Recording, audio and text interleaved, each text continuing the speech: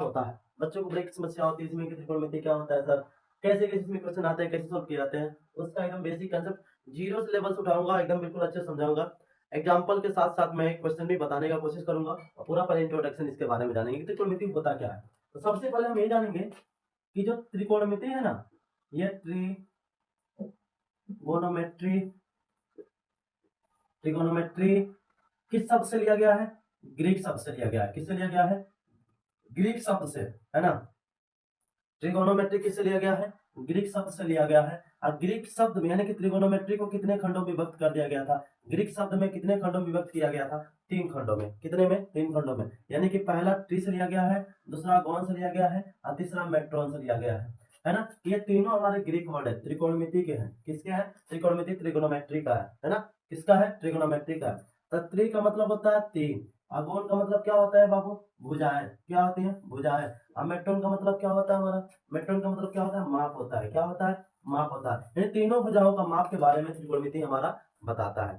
तीनों भुजाओं के माप के बारे में हमारा त्रिकोणमिति क्या करता है? बताता है। बताओ समझ में आया कि नहीं आया? आ गया कि नहीं आ गया? आ गया ना। यानी त्रिकोणमिति कौन से शब्द से लिया गया है? ग्रीक शब्द से। किससे लिया गया? ग्रीक शब्द से। और वो ग्रीक शब्द हमारे त्रिकोणमिति कौन कौन से है? ट्री, गौन और मेट्रोन। ट्री का मतलब होता है 3, गौन का मतलब भुजाएं और मेट्रोन का मतलब होता है माप, है ना। ये त्रिकोणमिति है, यानी कि 3 भुजाओं, 3 कोण वाले भुजाओं का माप हमारा क्या बताता है? त्रिकोणमिति बताता है। ठीक है, क्लियर है यहाँ तक? यहाँ तक तो कोई दिक्कत नहीं है। अब हम जानेंगे कि त्रिकोणमिति के कुछ अनुपात भी होते हैं। क्या होते हैं? अनुपात भी होते हैं।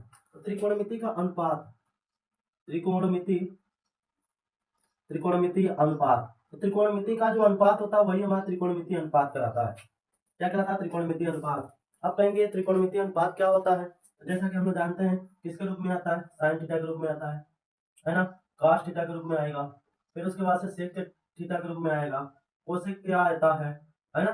फिर उसके बाद से किसके रूप में आ जाएगा? टेन के रूप में आ जाएगा, टेन थीटा। फिर उसके बाद से cot थीटा। यानी कि त्रिकोणमिति अनुपात अपने कितने दिखाई दे रहे हैं बाबू? 6।